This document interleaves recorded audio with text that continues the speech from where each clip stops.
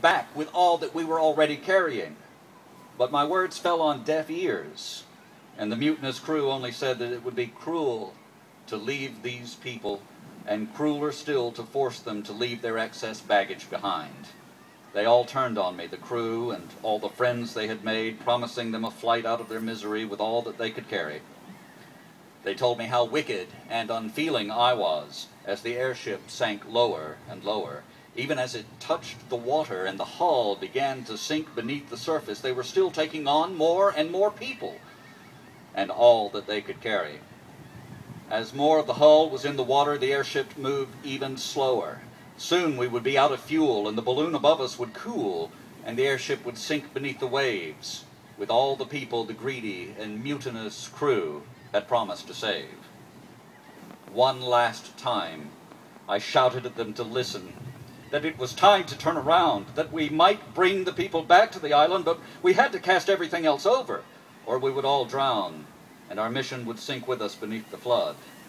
They taunted me and cursed me and told me that I would be cast over and drowned if I did not shut up, to get back to work if I knew what was good for me, and to head to the next pier, and to forget going back to the island until they decided to go back. I saw that it was no use. The builders of the airship had left me an axe so that I could cut loose the extra ballast if there was an emergency. So I cut away all of the ballast, and still we were sinking. As I held the axe and looked at the cage above the gondola of the airship, I realized that only by cutting away the gondola and all of the greedy, mutinous crew and the foolish people it held, only by cutting it away could I possibly save them from drowning themselves, and me with them, and perhaps return to the island, and maybe complete the mission entrusted to us. And wouldn't you know it, that's when I woke up. A dear friend last night asked me how I was going to end the story, and I replied, I didn't know how it ended. I woke up. She said, well, you can't leave the people hanging. You can't end on a down note. You have to offer something uplifting. Let people know there is still hope. And last night I lay awake in bed for hours after that, asking myself and God one question: where shall hope be found? I think we have heard some of those answers today.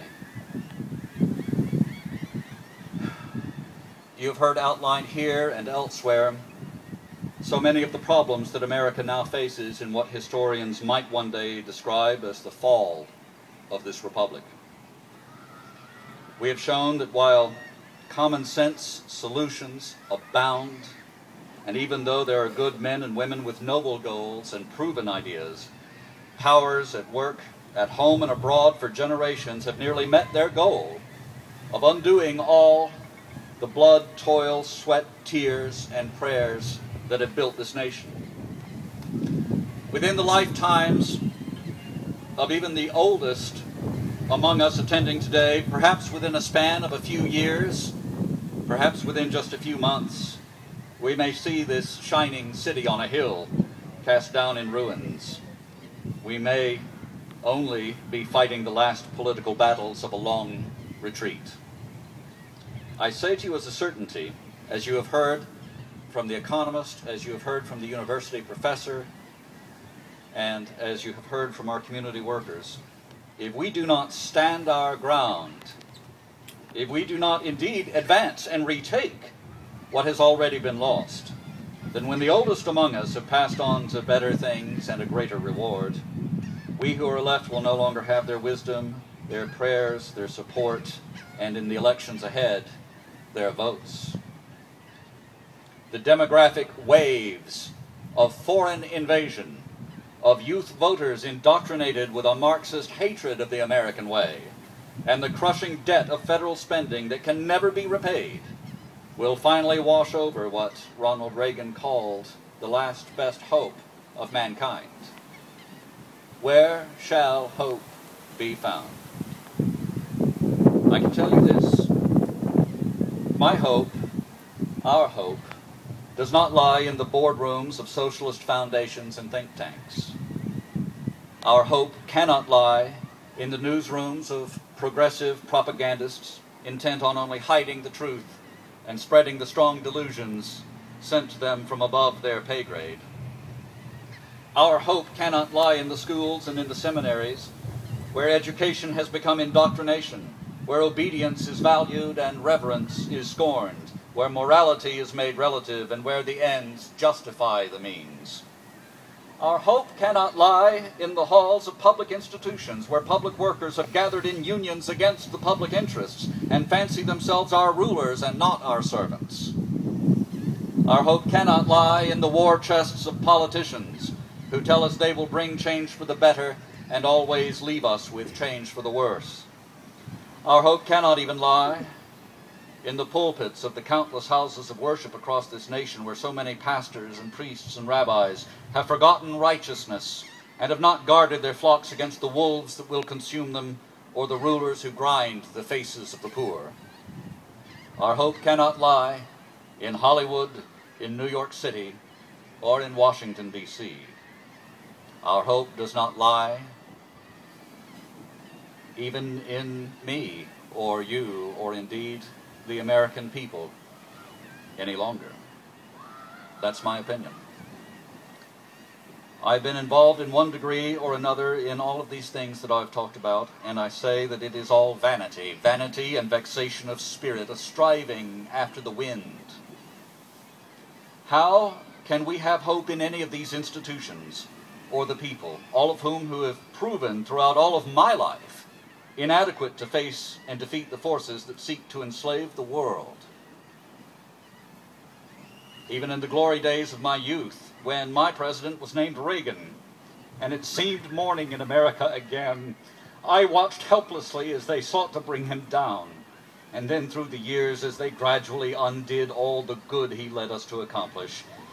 And as Dr. Foley remarked, his like does not walk the political landscape today. There is no Ronald Reagan running for office today.